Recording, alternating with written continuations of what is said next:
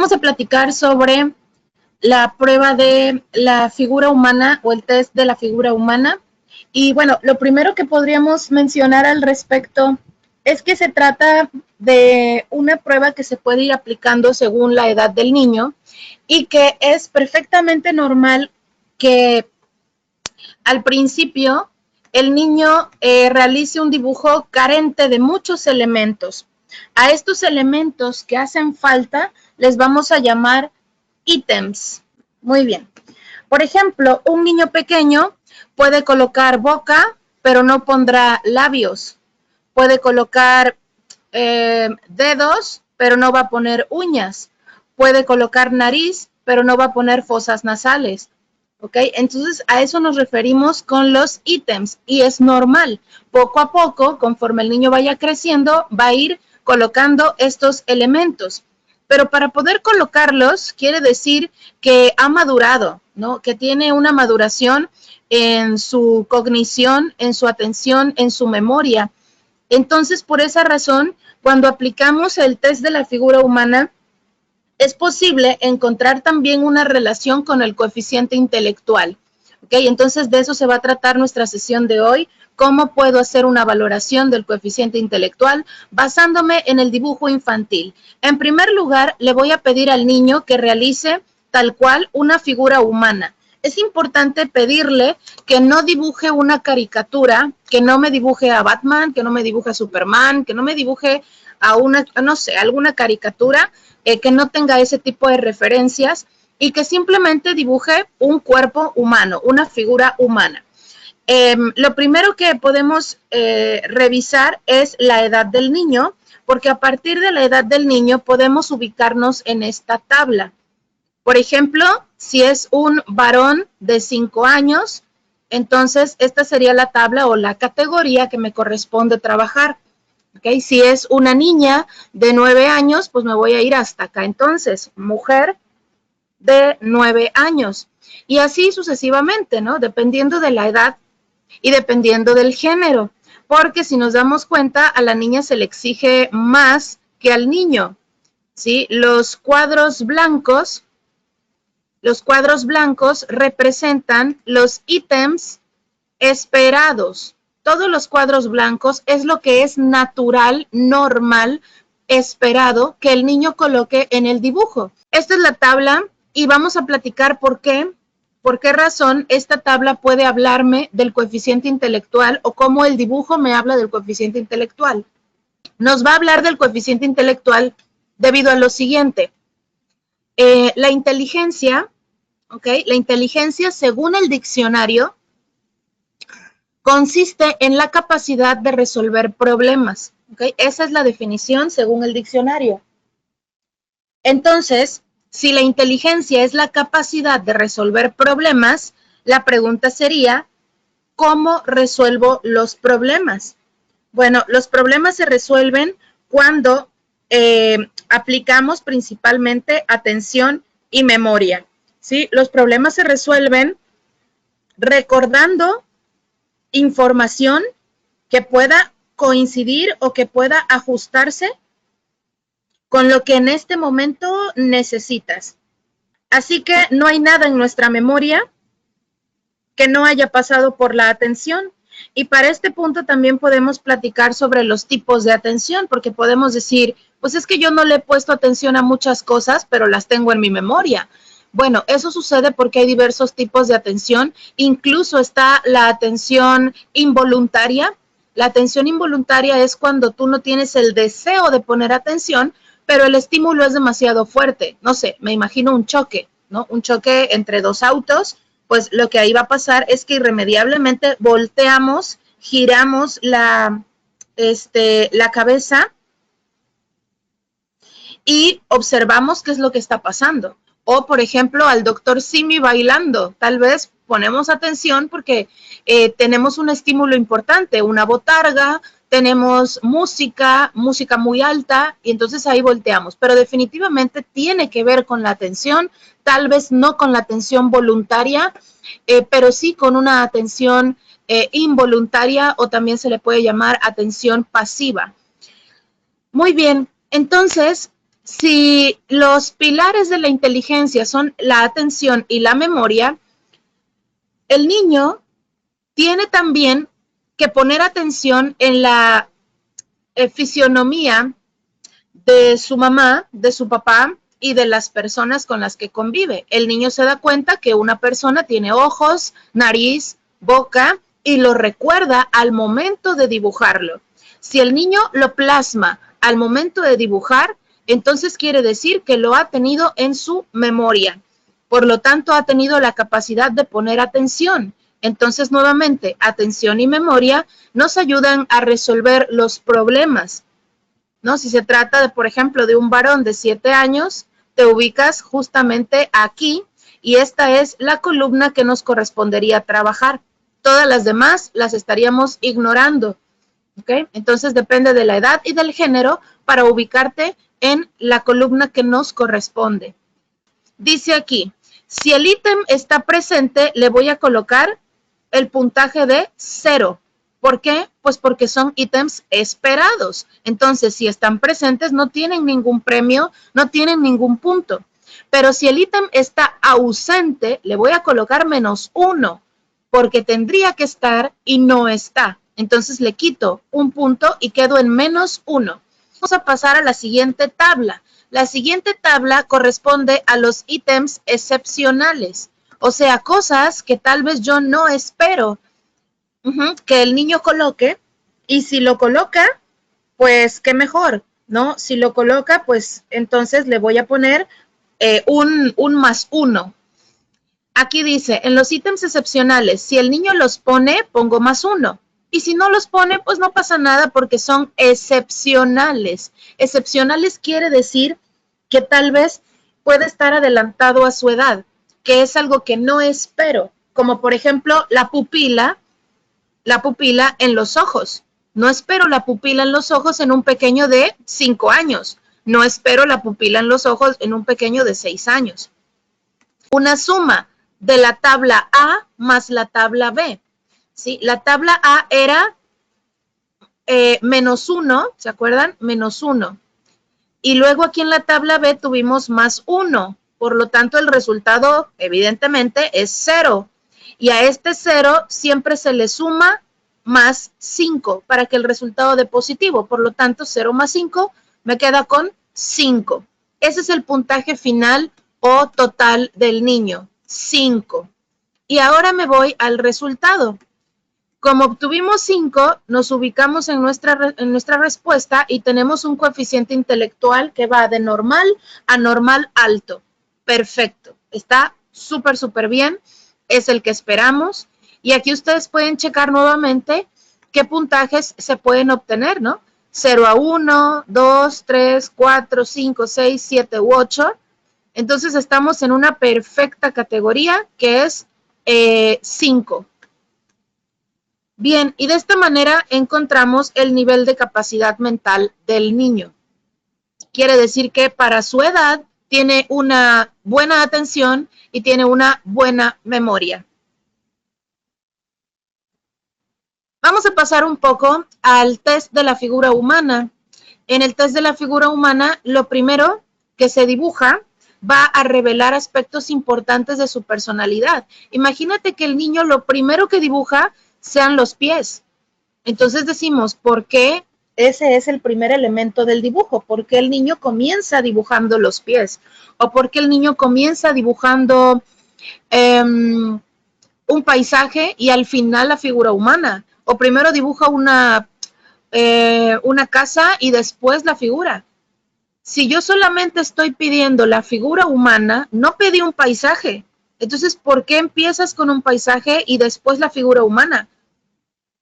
Aquí tendríamos, en primer lugar, problemas de atención y en segundo lugar, postergación. Está postergando la indicación. ¿Por qué? Porque no se siente seguro de trabajar la figura humana. Lo mejor que podemos encontrar es que la figura humana comience con la cabeza. Eso es lo importante, que la figura humana comience siempre con la cabeza. porque pues habla del pensamiento, es el rostro, es nuestro primer contacto visual con las personas, ¿no? ¿Qué vemos? Vemos la cara de la gente. Si yo platico con alguien, no voy a estar viendo los pies, voy a estar viendo su rostro. Entonces, eso te habla de el mostrarte ante el otro y de reconocerte también con una imagen y con una proyección determinada. Así que lo mejor es que comience la figura humana desde la cabeza. Si lo dibujado, que puede ser una figura pequeña o debilitada, es borrado para ser reemplazado por otra más fuerte o voluminosa, nos vamos a quedar con el primer dibujo y vamos a interpretar también la modificación. Por ejemplo, si yo empiezo haciendo una figura humana pequeña, toda torcida, y después digo, no, me quedó fea, la voy a borrar, y encima dibujo otra más fuerte, tú puedes darte cuenta de que aquí hubo un borrón. Tú puedes darte cuenta de que aquí hubo una corrección. Entonces te vas a quedar con esa interpretación porque ese borrón o esa corrección realmente fue la primera intención de la persona. Y de hecho esto aplica tanto a niños como a adultos, exactamente igual. Así que si estoy borrando mi figura humana porque me quedó chiquita, fea o lo que sea, torcida, y luego encima dibujo una que sea más fuerte, quiere decir que estoy tratando de compensar lo pequeña que me siento. O sea, la figura humana que va a revelar más información va a ser la primera que se hizo, aunque haya sido borrada posteriormente. ¿Okay? De todas maneras, esa es la que contiene mayor información porque fue el primer movimiento, el primer momento de la persona. Y después, al colocar la siguiente figura, la figura más grande o más fuerte, ese es el deseo. ¿Ok? Entonces, lo primero que el niño dibuje siempre va a ser un reflejo de la realidad. Y lo segundo que el niño dibuje, tratando de corregirlo primero, va a ser el deseo. O sea, yo deseo ser grande, deseo ser fuerte, deseo ser más capaz, pero en realidad me siento pequeño y debilitado. Por eso dice acá, son intentos compensatorios de la personalidad. Que por cierto, pues los niños no tienen todavía una personalidad definida, son tan pequeños que todavía les hace falta formar el carácter, recordando que el carácter es el deber ser. ¿Okay? El carácter es el deber ser, el carácter es el comportamiento ideal, mientras que el temperamento sí es hereditario. Entonces, un pequeñito tiene solamente una parte de su personalidad, que es el temperamento, pero la otra parte, que es el carácter, todavía se está formando y bueno, hay personas que nunca desarrollan el carácter, ¿no? Bien, vamos a seguir ahora con temas de tamaño o dimensión del dibujo. El tamaño es un reflejo de la autoestima. Así que si me estoy encontrando un dibujo pequeño, quiere decir que este es el pequeño espacio que creo merecerme en el mundo. Aquí, chiquitito y sin molestar a nadie. O sea, yo no hago, yo no hago ruido, yo no quiero molestar, yo no quiero ser vista, yo no quiero ser observada. ¿Cómo es posible que le estamos proporcionando una hoja blanca, papel bond, tamaño carta, y me hace un dibujo diminuto en una esquina? O tal vez no está en una esquina, pero aún así el dibujo termina siendo demasiado pequeño. Siempre la tinta, el grafito, por ejemplo, la tinta en la escritura y el grafito en el dibujo, porque el dibujo es preferible trabajarlo con lápiz, mientras que la escritura es preferible trabajarla con bolígrafo. Entonces, el grafito en el dibujo y la tinta en la escritura siempre van a reflejar la capacidad de acción. Siempre reflejan la capacidad de acción. Por lo tanto, imagínate encontrarnos un dibujo pequeño. ¿Qué tanto tengo actividad en todo este gran entorno? Dejé todo el espacio completamente abandonado. No estoy actuando en el espacio que tuve disponible. Eso quiere decir que el niño tiene posibilidad de actuar y no lo hace. Ahora, si yo le hubiera dado al niño un espacio muy pequeño para dibujar, imagínate un post-it, entonces pues el espacio es diferente y la interpretación por ahí tendría que, se vería un poquito complicada o sacrificada porque pues no tenemos manera de hacer una comparación correcta del espacio en el que puedes moverte y qué tanto te mueves, ¿no? Es como, me imagino, tener un salón gigante con una mesa o tener un restaurante enorme con una mesa. Dices, ¿por qué? Tienes un restaurante enorme, pon varias mesas, cabe mucha gente aquí, puedes tener mucha actividad, puedes poner hasta una pista de karaoke o lo que sea. Entonces lo mismo pasa por acá. Dice, dibujos pequeños corresponden a personas, ¿okay? Corresponden a personas, ya sea adultos o niños, con sentimientos de inadecuación, inferioridad y quizás con tendencia al retraimiento. Sí, porque es la capacidad de acción. O sea, yo no me muevo, yo no actúo en el entorno que tengo disponible, pues porque no me siento seguro o siento que no tengo derecho a actuar. Por eso está vinculado con la autoestima. También podría ser por miedo. No actúo porque creo que si actúo voy a recibir un castigo o voy a recibir algún tipo de, no sé, me van a reprimir o ridiculizar o etcétera, ¿no? Cosa que, por cierto, pasa mucho en los niños que llegan a tener una herida emocional que se llama la herida de la humillación. El niño hace algo, los padres le ridiculizan y entonces el niño se vuelve completamente dependiente, ya no puede tomar decisiones, le tiene miedo a su libertad porque cree que su libertad le ha traído humillación, porque cuando ejercí mi libertad se burlaron, se rieron o me ridiculizaron, ¿no? Entonces tenemos acá, también se presenta en niños ansiosos, vergonzosos, limitados o muy autocontrolados, con conductas dependientes y de mayor retraimiento en su enfrentamiento al grupo. Estos dibujos transmiten además la sensación de incomodidad, de encierro y de presión. Ahora, por el contrario, dibujos demasiado grandes, o sea que están tal vez sobrepasando la hoja. O sea, la figura humana, o de hecho cualquier dibujo, pero principalmente la figura humana, no cabe en la hoja. La hizo tan grande que le faltaron las piernas a la figura humana, o la cabeza no terminó de hacerse, o los brazos no cupieron en la hoja. Entonces, por eso dice acá, tienden a presionar los bordes de las hojas. Entonces, ¿por qué razón el dibujo está tan gigante? Entonces, lo contrario a los dibujos pequeños, sería un niño que quiere actuar y que va a actuar de una manera incluso desproporcionada, así como su dibujo, o impulsiva o agresiva. O sea, estoy invadiendo más espacio del que me corresponde. Esa es la información que aquí encontramos. Si el dibujo es demasiado grande, es porque no cabe, es porque no está proporcionado. Entonces quiere decir que es un niño con mucha capacidad motriz y como tiene todo este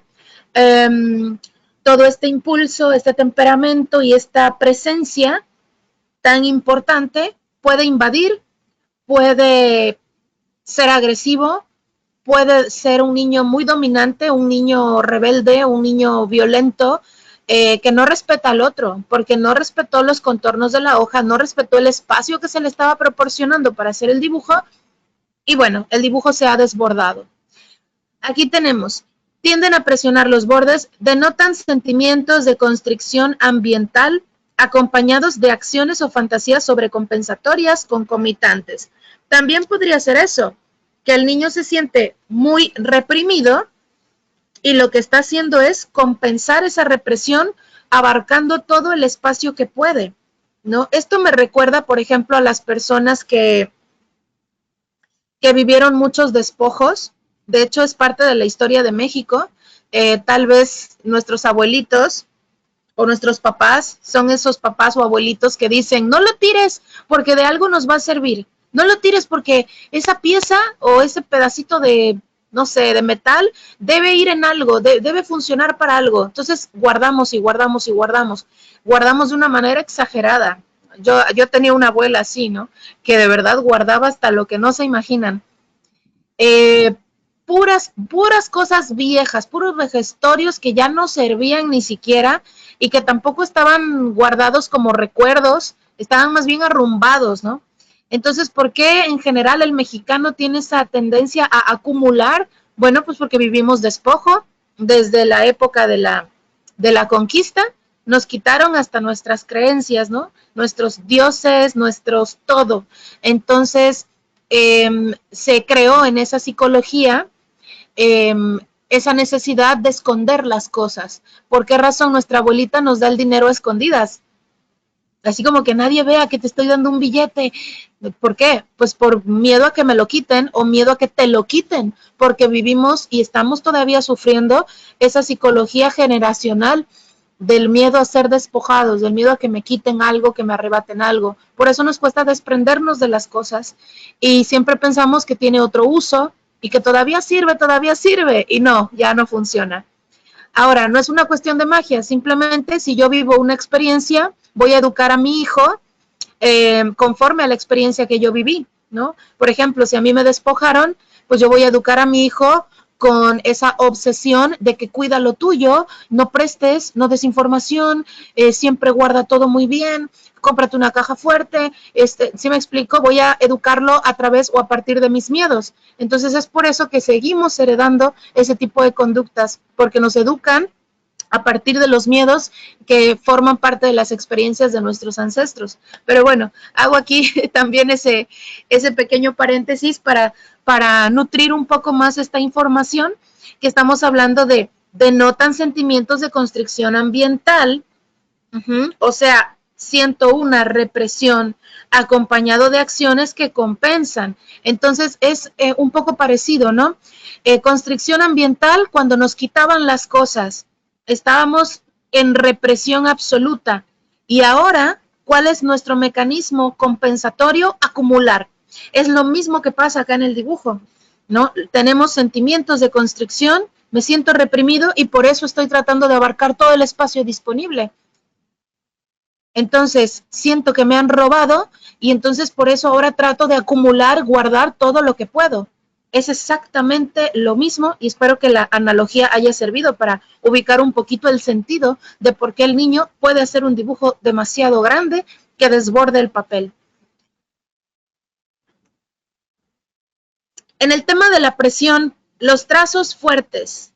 El trazo fuerte tiene que ver con la energía vital. En primer lugar, podemos pensar que el trazo fuerte tiene que ir acompañado de calidad. No se vale encontrar un trazo fuerte, pero que no tenga calidad, porque entonces la interpretación cambia.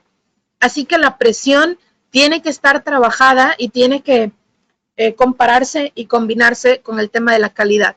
Por ejemplo, si hay presión fuerte, pero es un trazo recto, es un trazo bien nutrido, es un trazo con elementos de vigor, entonces quiere decir simplemente que el niño es un niño energético, sano, tal vez tiene demasiada energía, tal vez pueda tener alguna patología o alguna condición como déficit de atención e hiperactividad, porque la presión fuerte es toda esa energía y esa carga motora que el niño está manifestando al momento de escribir.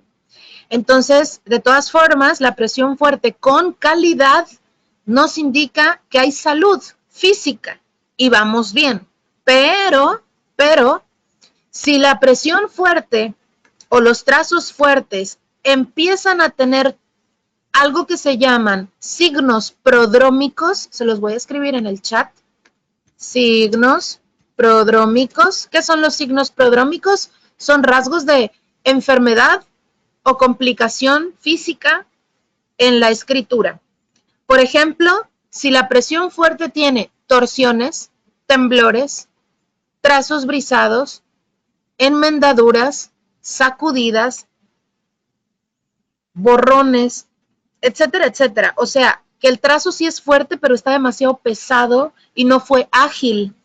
Más bien fue como un trazo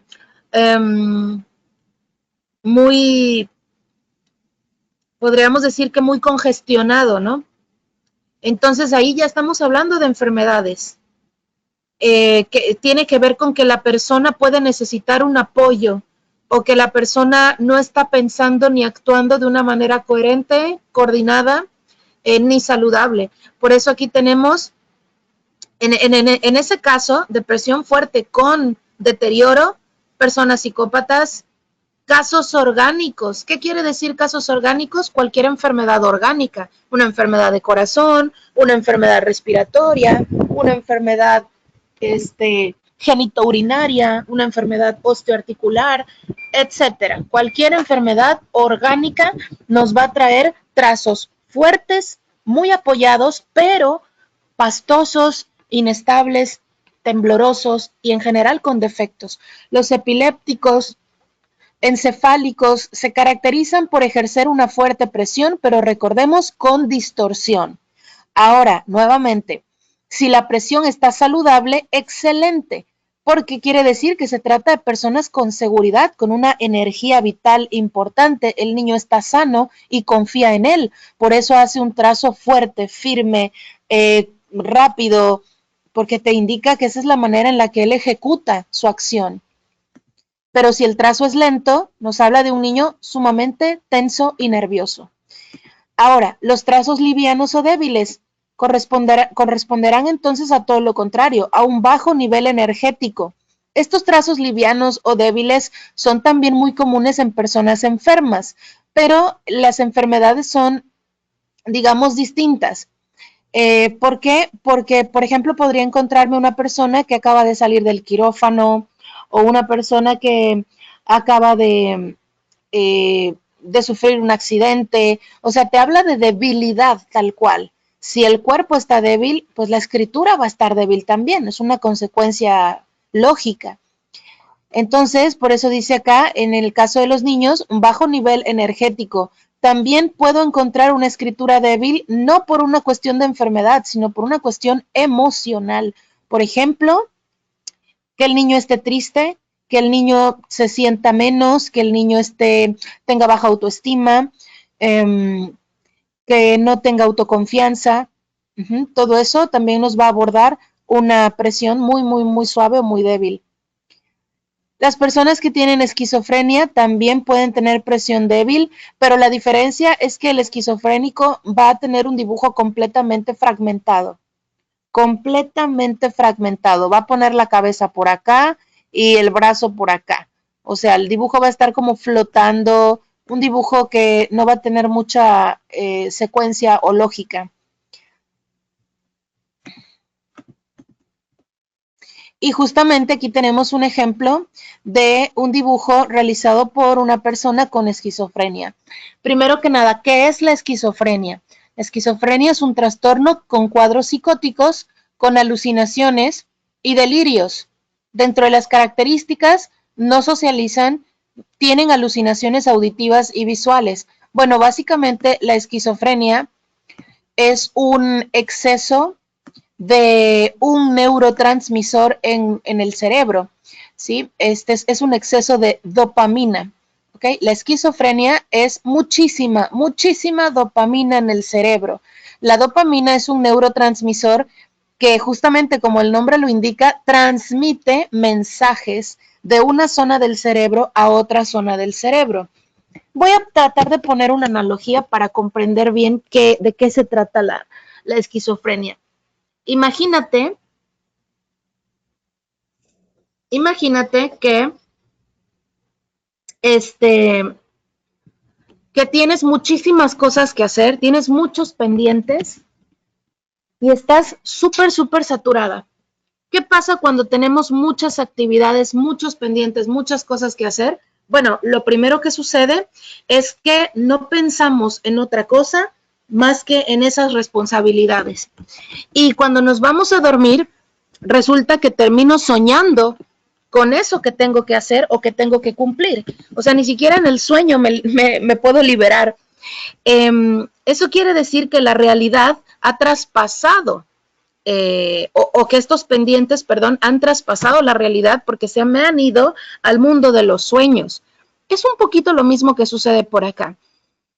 Hay demasiada dopamina, hay demasiados mensajes en el cerebro y entonces ya no caben en la cabeza. Y como ya no caben en la cabeza, se proyectan como alucinaciones auditivas o visuales. O sea, lo que hay en tu mente se termina proyectando, así como tal vez nosotros nos ha pasado que lo proyectamos en los sueños. Oye, soñé que terminaba todas mis tareas, soñé que terminaba todo mi trabajo, ¿no? Soñé que me liberé de cosas. Bueno, lo mismo pasa en el esquizofrénico. La única diferencia es que a él le pasa en un estado consciente, ¿sí? En un estado consciente y por esa razón confunde si se trata de algo real o algo que procede de su imaginación. Es por eso que son personas pues que sí hay que tener un poquito de cuidado con ellas porque como no sabemos qué es lo que pueden llegar a proyectar, tal vez pueden proyectar que yo quiero hacerles daño o pueden proyectar que yo tengo un cuchillo y los estoy persiguiendo y me pueden atacar, ¿no? Y no es así. Entonces, como están, imagínate que están en el mundo de los sueños y en el mundo de los sueños cualquier cosa puede pasar. Entonces, es un comportamiento peligroso, es la realidad. ¿Por qué peligroso? Porque es inestable y porque es impredecible, porque no tienen una conciencia entre lo que están proyectando como una alucinación y entre lo que es la verdadera, la realidad neutra, ¿no? Afortunadamente existen medicamentos que son los antipsicóticos que evitan que tanta dopamina se pueda absorber o recaptar. Y si la persona lleva su tratamiento en orden, pues estará perfectamente controlada y no pasa nada. Pero bueno, entonces, ¿qué es lo que podemos encontrar en el dibujo? Esto es en general, tanto dibujo infantil como el dibujo de una persona adulta que tenga esta condición. En primer lugar, como tenemos, o aquí estamos observando que me habla de alucinaciones y delirios, aquí comentamos que son alucinaciones auditivas y visuales. Entonces, no es por nada que los ojos sean la parte que más presión tiene en el dibujo. También el cuello, y ahorita vamos a ver por qué. Pero primero nos vamos a los ojos. Todo lo que yo estoy remarcando y remarcando tiene que ver con un comportamiento obsesivo. A ver, el ojo ya me quedó bien en un primer trazo. Pero es que no estoy segura, tengo que volver a hacerlo, otro, y otro, y otro, y otro, y termino remarcando como 1000 veces, bueno, es un ejemplo, algo que ya me había quedado bien en un inicio. Eso es un comportamiento cíclico, por lo tanto es un comportamiento obsesivo y toda la obsesión requiere y te habla de miedos. Esto quiere decir que la persona tiene miedo de lo que sus ojos puedan ver, ¿ok? Hasta ahí tenemos ese indicador. Miedo de lo que mis ojos puedan ver. Lo mismo sucede también con la oreja. Es una oreja, pues, grande, pronunciada, que ni siquiera el cabello la ha cubierto. También tiene una presión, pues, interesante y también se ve remarcada. No es solamente un trazo como la nariz. La nariz sí es un trazo, la boca sí es solo un trazo, pero la oreja no se hizo de un trazo, al igual que los ojos o el ojo y tampoco el cuello. Entonces, ahí tenemos que lo más preocupante y lo que más le atemoriza a la persona no es tanto lo que escucha, sino lo que observa. ¿Ok? Entonces, puede ser que sus alucinaciones visuales realmente sean mucho más fuertes y más preocupantes para esta persona. Siguiente punto que podemos aquí trabajar. Dice acá que no socializan. Bueno, claro que no socializan, pues porque viven en el miedo, viven en el terror de cosas que observan y tienen una confusión constante. Para ellos es parte de la realidad, pero no la acomodan, es como una realidad fragmentada. Entonces, pues es una desorientación terrible. Y si yo vivo desorientada, ¿qué me va a importar socializar y tener amigos? No puedo. Entonces, también vemos que no socializan porque la figura está de perfil. Una figura de perfil quiere decir que no está preparada o que no está lista para mostrarse de frente al mundo. Tenemos una figura de perfil porque nos está hablando de algo muy sencillo que es evasión. Estoy evadiendo o tratando de evadir a las personas y todo lo que me puedo tener o todo lo que me puedo encontrar de frente. ¿De acuerdo? Entonces ahí tenemos, tiene que ver también con ocultamiento. Una persona, por ejemplo, que tiene conductas delictivas, que siente que debe algo, que algo he hecho mal o que trae culpas, también suelen hacer su dibujo de perfil. ¿Qué más encontramos? Encontramos, aquí dice cuadros psicóticos. ¿Cómo puedo trabajar y cómo puedo ver la psicosis en un dibujo? Bueno, la psicosis es muy parecida a la paranoia. Es de verdad muy similar. La psicosis quiere decir ver cosas que no existen o pensar en cosas y trabajarlas como si fuera una realidad. La psicosis es realmente más común de lo que pensamos, aunque la palabra pueda sonar aparatosa, es súper común. Yo, por ejemplo, puedo decirles que tuve psicosis religiosa porque cuando era chiquita, mi abuelita me asustaba mucho con la religión, me decía que si me enojaba era porque tenía el diablo al lado de mí, o sea, imagínense el tremendo trauma que tuve. Afortunadamente ya está, ahora sí que palomita, ya está superado, pero eso es psicosis religiosa. Tenerle miedo al infierno es psicosis religiosa. Creer que acabo de cometer un pecado mortal y que voy a recibir un castigo divino es psicosis religiosa. Es que no fui el domingo a la misa, me voy a ir al infierno, es psicosis religiosa, ¿ok? Pero hay un montonal de gente que lo tiene. Es tan común que ya no se nos hace extraños, pero realmente están viviendo conforme a normas que provienen del mundo de las ideas, o sea, del mundo de la fantasía.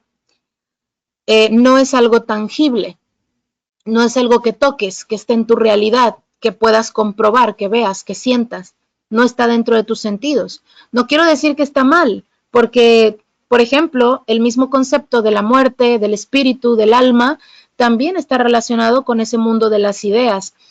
Y tal vez si ese mundo de las ideas me hace sentir bien y me da paz, pues yo puedo estar psicóticamente muy feliz y muy en paz y muy tranquila y no le hago daño a nadie. Pero cuando ya estamos hablando de que esto no me deja dormir y de que estoy obsesiva rezando en la mañana, en la tarde y en la noche porque tengo miedo al castigo divino, eso ya es una psicosis religiosa, ¿no? De hecho, muchas personas que al momento se conocen como santos tenían psicosis religiosa, de que veían imágenes o que veían, se les aparecía, no sé, alguna, la Virgen o lo que sea, psicosis religiosa. ¿Por qué? Porque no hay manera de corroborarlo o de comprobarlo. ¿Qué te hace pensar que eso no ha sido una proyección correspondiente a la esquizofrenia? No hay manera de corroborarlo, ¿no? Entonces, hasta el momento, para la ciencia, así se va a determinar hasta que se compruebe que ese mundo espiritual, pues existe. Tal vez tú lo sientes o tal vez eso te puede dar paz y está muy bien. De hecho, yo todavía soy creyente, yo creo en Dios y a mí me gusta a veces orar porque eso me da paz, me da tranquilidad y quiero creer que es verdad, pero ya no estoy manejándome dentro de una psicosis obsesiva de miedo y de terror. Entonces, bueno, lo que quiero decir es que la psicosis es más común de lo que pensamos. Por eso les comentaba que es muy común a la paranoia o es muy parecida a la paranoia. La paranoia es miedo y la psicosis surge del miedo. Paranoia y psicosis son como las dos caras de una moneda.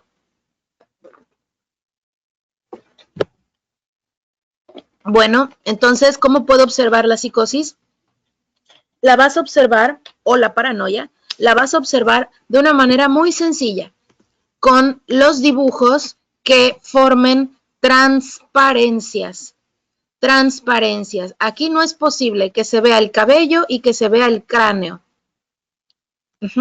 Estos dibujos de transparencias me indican miedo, pero entre más transparencias le coloque a mi dibujo, el miedo se incrementa. De hecho, pasa exactamente igual con las firmas. Por ejemplo, voy a colocar una firma en un plano. Vamos a suponer que esta es una firma y la tenemos. Está en un solo plano, no tiene ningún elemento encimado.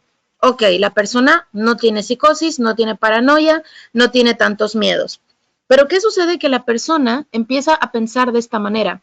No, yo creo que lo que estoy viendo no es lo único que existe. No, lo que estoy viendo, esto no es la realidad. Esta persona quiere hacerme daño. Me va a pasar esto. Voy a observar esto que no sé si exista, pero tengo miedo, pero si pasa, pero si lo veo, si no lo veo, si lo escucho. Entonces empiezas a creer que lo que vives no es lo único que existe. Debe haber algo más. Por eso es que le colocas otra dimensión a tu firma y le encimas trazos y luego le encimo otro trazo y luego otro trazo y terminas con una maraña de firma. Este tipo de firmas superpuestas, un trazo encima del otro, es como igualmente tratar de encontrar una verdad. Como que el primer plano de la realidad no me complace, no lo creo. Entonces debe haber algo más y le subes y le colocas otro elemento y otro elemento y otro elemento para tratar de llegar al nivel correspondiente que llegue a complacer a la persona. Es como cuando yo veo a alguien y digo, no, esa persona de seguro me está criticando porque me está viendo con unos ojos de que me tiene una envidia espantosa.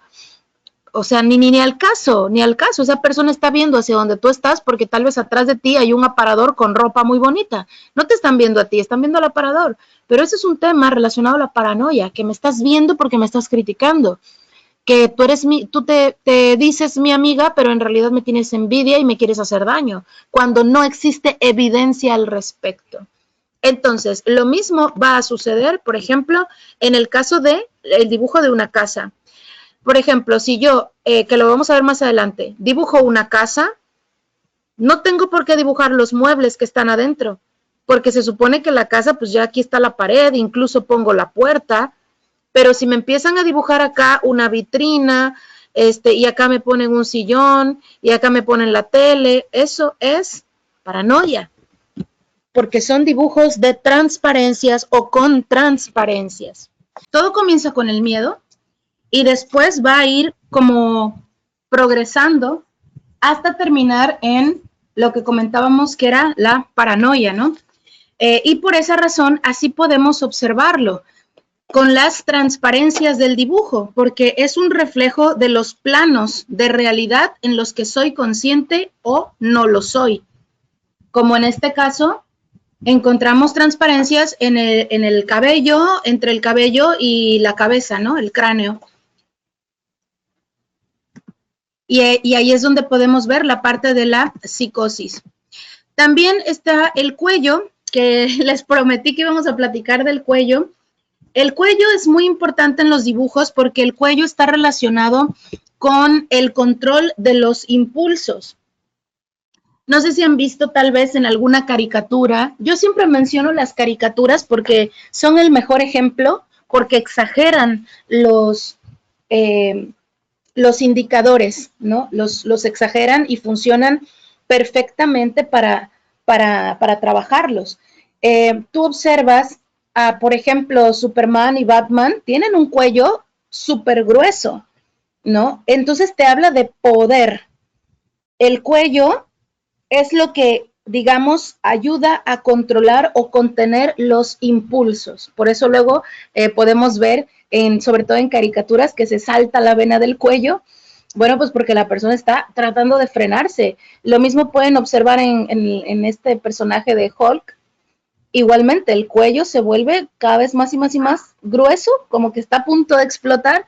Bien, entonces el cuello es justamente eso, el control de los impulsos. Entonces esta persona trata de controlarse, como que quiere pensar o dice, no, todo está bien, no pasa nada, tranquilo, no lo hagas, todo está bien, esto debe ser una alucinación, esto no está pasando, okay, se está haciendo como ese esfuerzo para no responder ante las reacciones o ante sus necesidades completamente instintivas. Y por esa razón es que lo está remarcando tanto, porque tiene miedo de ¿qué?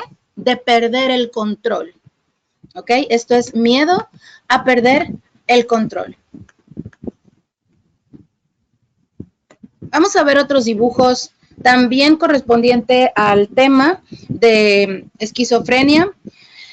Hay una falta de desorganización. Los dibujos que no están organizados corresponden pues a personas que de la misma manera su pensamiento tampoco lo está.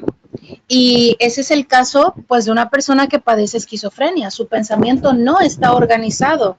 Viven con miedos, viven en una realidad fragmentada y que no pueden, digamos, darle un sentido. No saben por qué están viendo ciertas cosas o por qué escuchan ciertas cosas. Entonces es un mundo impredecible.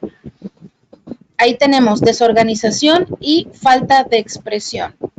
En medio hay una muñequita que tiene los brazos para un lado, pero las piernas para el otro. En la parte izquierda tenemos a un monito que no tiene cabello, entonces le falta el cabello y podríamos decir, bueno, pero es que hay personas que son calvas, puede ser que su papá sea calvo. Sí, pero no, porque cuando dibujas la figura humana te dibujas a ti. Cuando dibujas la figura humana es un reflejo de lo que tú eres. Por eso es muy probable que, por ejemplo, cuando nos digan, dibuja la figura humana, ¿nosotros qué dibujamos? Dibujamos probablemente una muñequita y la ponemos muy bonita, con un cabello también bonito, delgada, porque es lo que queremos ser, es la proyección, es lo que yo aspiro, es la forma en la que me gustaría verme. Yo voy a dibujar una chica más delgada de lo que soy, ¿no? O voy a dibujarla más caderona de lo que soy, o la voy a poner más afilada de lo que soy. ¿Ok? ¿Por qué? Pues porque es la proyección de lo que tú eres y lo que tú deseas. Ahora, ¿qué sucede? Ya hablando de este tema del género, ¿qué sucede cuando es un niño y en lugar de dibujar a una figura humana masculina, dibuja a una figura humana femenina? Quiere decir que él se está identificando con esa figura humana femenina. ¿Okay? No es nada malo, solamente esa es la forma en la que se está proyectando y la manera en la que se identifica. Lo mismo pasa si una niña se proyecta como un varón. Si yo soy mujer y me dicen, dibuja una figura humana y yo dibujo un hombre, entonces yo me estoy identificando más con el rol, el comportamiento y las características masculinas. ¿Okay?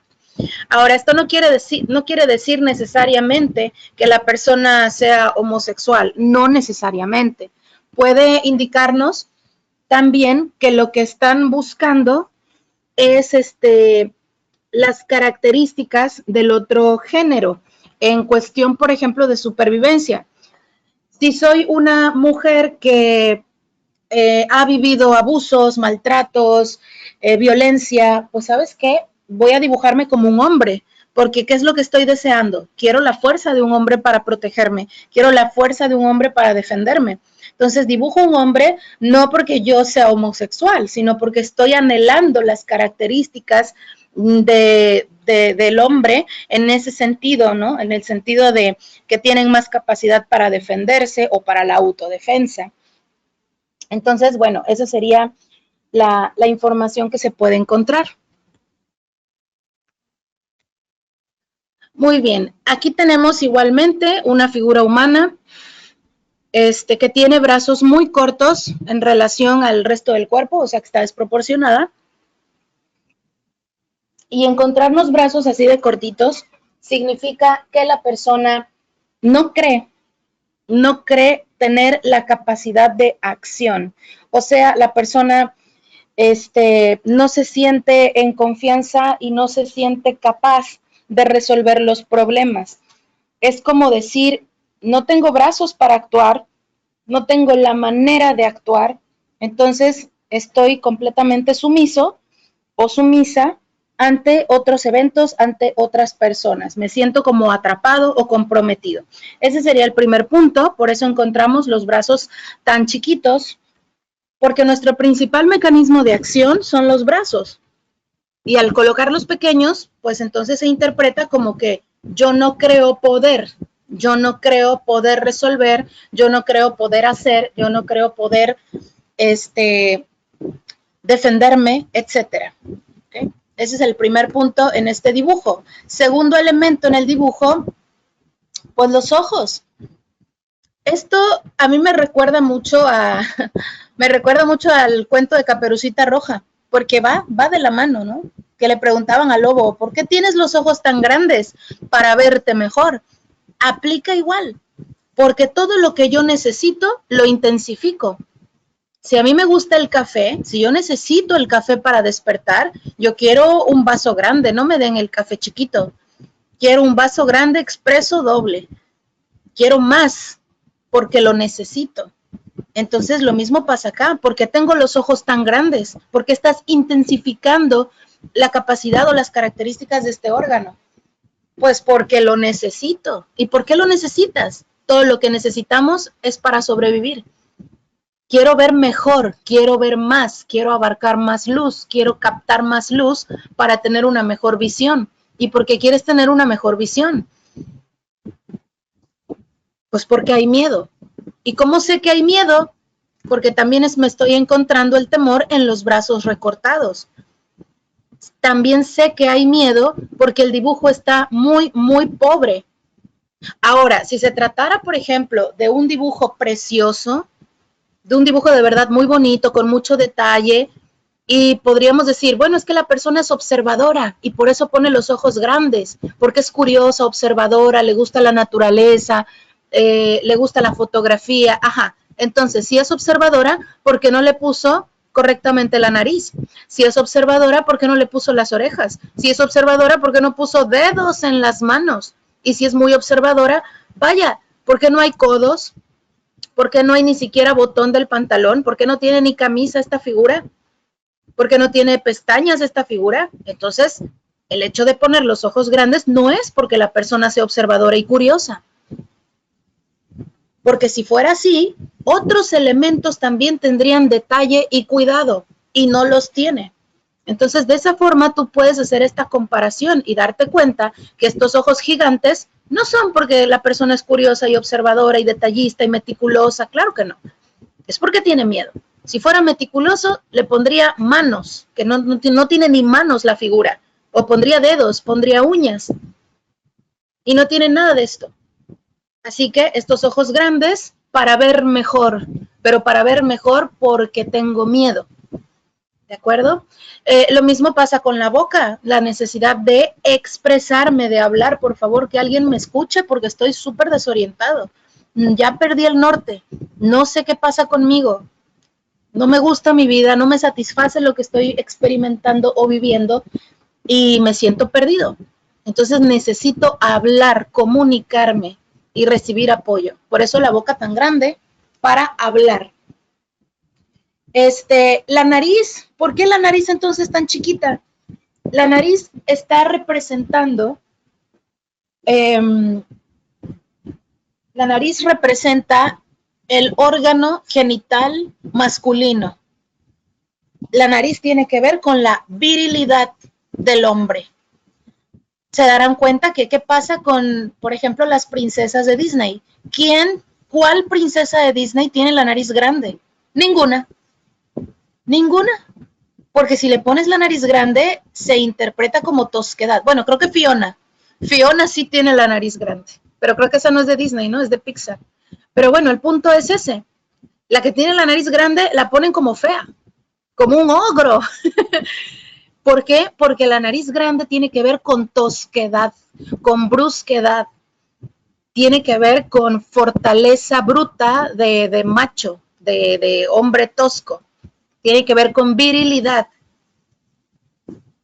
Y por eso tú observas, ¿no? A ver, ¿cuál es la protagonista de la película o la protagonista de las novelas? Todas tienen una nariz que las operó el mismo cirujano, igualita, respingada pequeña, respingada pequeña. Pocas personas del medio artístico, mujeres, se dejan su nariz. Entonces, bueno, ¿esto por qué es? Justamente porque están proyectando que soy débil, que soy frágil, que soy vulnerable, que soy la princesa en peligro. Queremos proyectar delicadeza, porque a ninguna mujer nos gusta sentirnos toscas, ¿verdad? Si yo, de hecho, por eso hay personas o hay mujeres que tienen un gran problema con tener una pareja más bajita que ellas. Oye, si yo tengo una pareja más chaparrita que yo, como que no me siento bien, yo me siento la grandota.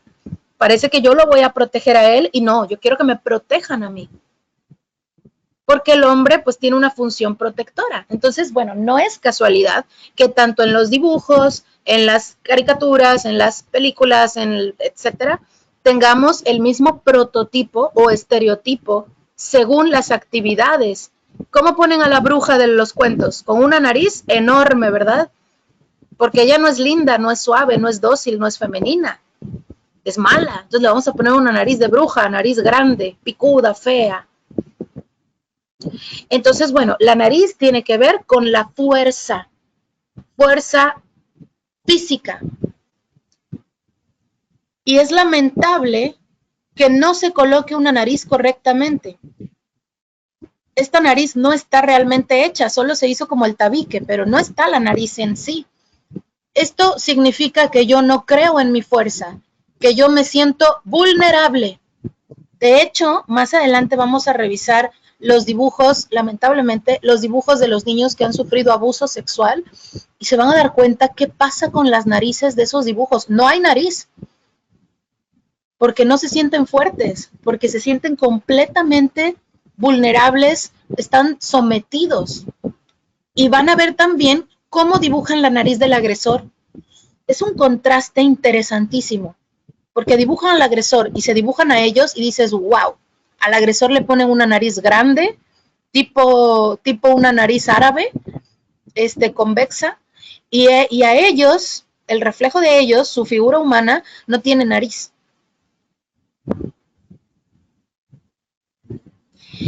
¿Qué pasa si una mujer se dibuja con una nariz grande?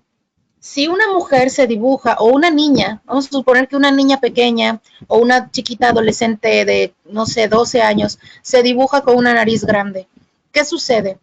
Bueno, lo que aquí está demostrando es que quiere sentirse fuerte como un hombre. Ella no le importa ser linda, tierna, dócil, no. Quiere ser fuerte y ruda. Entonces la pregunta es, ¿por qué quieres identificarte con eso? ¿Por qué quieres explotar ese elemento en ti? Pues porque no tiene quien la proteja, porque se siente sola. Entonces dice, pues se fue mi papá, mi mamá está llorando y psicológicamente ella se va a volver el esposo de su mamá. Pasa psicológicamente, vamos a poner el ejemplo para aclararlo mejor, ¿no? Imagínate una mamá, un papá, viven juntos, todo muy bien y tienen una hija. O pueden tener un hijo, da igual, pero vamos a poner el ejemplo de la hija. Y pues nos damos cuenta que los papás se separan, los papás se divorcian, el papá puede ser que se vaya, y la mamá termina destruida, llorando, angustiada, ¿no? Con un montón de pesar, conflictos. Entonces, ¿qué pasa? Que la hija no puede derrumbarse y ponerse a llorar al igual que la madre, porque en todo núcleo hay una forma de compensar. Entonces, la hija, ¿qué pasa? La hija tiene que tomar el rol del papá. ¿Sí? La hija tiene que tomar el rol protector que tenía antes el padre. Entonces, ahora la hija se vuelve psicológicamente el esposo de su mamá. Por eso te das cuenta que esa niña empieza a masculinizarse. No quiere decir que se vuelva lesbiana. No. Empieza a masculinizarse, nos referimos a que puede ser más ruda, más tosca, empieza a desarrollar un cuerpo un poquito más grueso, más espalda, ¿sí? Porque es la forma en la que intenta proteger a su mamá. Por eso es indispensable que la madre, si está sufriendo, por favor, que no la vean los hijos. O sea, es difícil porque también comprendemos el dolor de la mamá, que es la que se queda con los hijos y la que tiene que resolver ahora todo, pero es muy importante que la mamá no se desahogue con los hijos y tratar de que los hijos no la vean así destruida, porque ya se fue un pilar de confianza y un pilar de la casa, que es el padre, y el otro también se va a derrumbar. Entonces los hijos los dejas en el completo abandono emocional, no tienen ya seguridad, por eso tienen que reemplazar a la figura del padre, y por esa razón después vas a encontrar que los hijos no aceptan a ninguna pareja de la mamá. No, mamá, yo no quiero que andes con ese señor. No, ¿qué te pasa? ¿No estás viendo la pinta que tiene? No, no me gusta esa barba de ese hombre. No, no, no. No, acuérdate lo que te pasó con mi papá. No, mamá, tú te ilusionas muy rápido y no aterrizas. Y los hijos brincan a la madre. Y la mamá tiene que estar preguntando, hijo, ¿puedo? Es que mira, me invitaron al café, voy a salir rapidito nada más. Es una persona que conocí, pero es muy agradable, es un señor muy formal, trabaja en una empresa, es muy responsable. O sea, la mamá tiene que terminar dando explicaciones a los hijos y prácticamente pidiéndoles permiso para salir con quien ella quiere. Y los hijos son los que toman la última decisión, sobre todo si se dio esta circunstancia, ¿no? ¿Por qué? Porque los hijos se han vuelto los esposos, ya sea hija o hijo, los esposos de la mamá. Y si la mamá tiene varios hijos, ese rol le va a corresponder solo a uno, tal vez al mayor. El menor no, pero tal vez el mayor, que es un poco más consciente o fue más consciente de la situación, fue el que cobró y tomó el papel de protector de la madre. Por eso luego no aceptan a la pareja de la madre, porque simbólicamente ellos ahora reemplazaron al papá y ellos son los esposos simbólicos de su propia madre.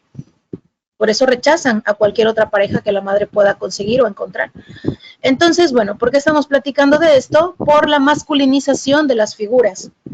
De que cuando te llegues a encontrar una figura femenina con rasgos de tosquedad, te habla del deseo de esa persona. Si yo soy una niña de 12, 13 años y me dibujo con una nariz grande, con una nariz convexa, quiere decir que yo lo que quiero, yo no quiero ser linda ni tierna, yo quiero ser fuerte, yo quiero ser dura, yo quiero ser tosca, yo tengo que defender, proteger, combatir. Sí, en mi cabeza están otras necesidades. ¿Y por qué están esas necesidades? Pues porque quien tenía que defenderme no está cumpliendo su rol, ya sea mamá o papá. Entonces ahora yo tengo que defender a mi mamá de mi papá, o tengo que defender a mi mamá de los prospectos. Y me he vuelto la protectora y por eso he cobrado un rol masculino de protección. Muy bien. En la escritura, pues es una escritura que si bien la pueden leer, pero a mí me gusta trabajar nada más los gestos. Tenemos cambio abrupto de dimensión, por ejemplo, aquí que dice mal genio, de repente la O sobresale, ¿no? La O se vuelve mucho más grande y eso indica cambio brusco en las reacciones, ¿ok? Si yo estoy escribiendo y de repente la escritura brota, sale o tiene un cambio dimensional, que es evidente, ¿no? Aquí puedes encontrar óvalos tan chiquitos y aplastados. Y creo que hay otro, mira, por ejemplo, este óvalo de la A, este óvalo de la A, compara este con la O de mal genio o la O de odio. Entonces, estos cambios dimensionales son lo que te está indicando que la persona de la misma manera tiene cambios emocionales, cambios en su comportamiento. O sea, que te puedes encontrar a una persona cambiante, a una persona impredecible, porque sus emociones no están ajustadas. ¿Qué más encuentro? Cambio de presión. A veces estamos viendo una presión muy fuerte y a veces una presión muy, pero muy suave. Por ejemplo, en el apellido Martínez, la presión es demasiado suave y en otras palabras, la presión es demasiado fuerte. Estos cambios de presión, como hemos platicado, siempre tienen que ver con problemas adaptativos, problemas para adaptarme. No me puedo adaptar a la realidad, no sé cómo comportarme porque cuando tengo que actuar no lo hago y cuando no tengo que actuar sí lo hago. Por eso es que hay más presión donde no y menos presión donde tampoco. No hay un equilibrio en la energía del cuerpo. Recordemos que la presión es la energía del cuerpo. Entonces aquí no hay un equilibrio en la energía del cuerpo. Tercer elemento, los puntos rellenitos o los puntos que están así como muy remarcados. ¿Qué significan? Bueno, pues significan simple y sencillamente obsesión. Todo lo que tú remarques, le des vuelta y más vuelta y más vuelta, lo rellenes, es quedarte en el mismo lugar sin poder avanzar. ¿Por qué esta persona no está avanzando? ¿Cuánto tiempo te quedaste en hacer este punto? Entonces, todos estos puntos demasiado remarcados, demasiado apoyados o que incluso están como rellenaditos, nos están indicando de aspectos obsesivos. Así que si recopilamos, ¿qué tenemos por el momento? Inestabilidad emocional por los cambios dimensionales de la escritura. Tengo también aspectos obsesivos por los puntos muy remarcados y tengo problemas adaptativos, ¿ok? También problemas adaptativos por la presión, por los cambios de la presión. ¿Qué otra cosa podemos tener? Bueno, si se trata de un niño, este elemento puede ser normal. El círculo en lugar de punto de la letra I, no pasa nada, es normal. Es fantasía, imaginación y ensueño, pues si es un niño el que está dibujando, eso es lo que podemos esperar, ¿no? Fantasía, imaginación y ensueño. No hay problema por esa parte. Pero los aspectos problemáticos son los que comentamos. Otro aspecto problemático es que hay demasiada actividad. Hay mucha tinta y poco espacio. Demasiada tinta.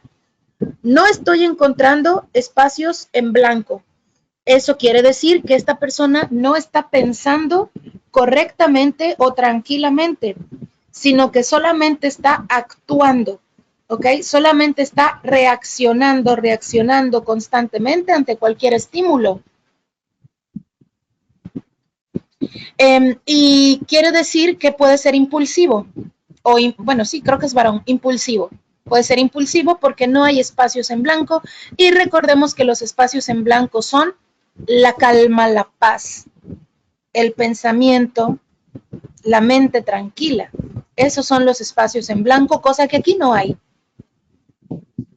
Además encontramos dirección muy cambiante. A veces hay dirección ascendente, pero en general la escritura va para abajo, ¿no? Va cayendo, una dirección descendente. Y esto me indica tristeza y también es característico de las personas que tienen un resentimiento social, como que no estoy a gusto con la vida que me ha tocado, no estoy a gusto con lo que estoy experimentando y entonces ahí tenemos la caída, ¿sí? La caída de la línea de la escritura. Abajo también tenemos una imagen que pues es muy parecida a la primera, realmente tiene los mismos elementos, ojos grandes, ya sabemos por qué los ojos grandes, como se dice, para ver mejor, para observar mejor, y quiero observar mejor porque tengo temor, ¿ok? Porque hay miedo. Encontramos también el mismo elemento de la nariz no está desarrollada y la nariz no está desarrollada pues porque no me siento fuerte ante la situación que estoy viviendo, me siento incapaz, impotente. Esto suele pasarle también mucho a los niños que ven cómo sus padres pelean, cómo sus padres se golpean, se conflictúan y ellos no pueden hacer absolutamente nada. Entonces se sienten incapaces, se sienten limitadísimos. ¿Okay? Tenemos también la boca grande, es la forma en la que está tratando de mostrar la necesidad de expresarse. Y tenemos un cabello muy sombreadito, ansiedad. Eso es todo, ¿no? Los sombreados nos hablan de aspectos ansiosos. Curiosamente aquí la figura cambia en cuanto a los hombros. Aquí no hay hombros, acá no hay brazos fuertes. Eso quiere decir que la persona no se siente capaz de resolver problemas. Pero acá tenemos un elemento compensatorio donde sí coloca hombros y brazos. No se ven todos los brazos, o sea, el resto de los brazos no se ve, pero sí se ven hombros importantes. Entonces, interesante tener las dos figuras porque veo la compensación. Y aunque solo tuviera una, también veo la compensación, porque miren, en la nariz que no está desarrollada no hay fuerza, no hay seguridad, pero luego lo compensa tratando de anchar la figura con los hombros o con los brazos anchos o amplios. Entonces, en la misma figura tengo la contradicción de no me siento fuerte por la nariz que no existe y por otro lado, sí quiero mostrarme fuerte por el ensanchamiento de la imagen.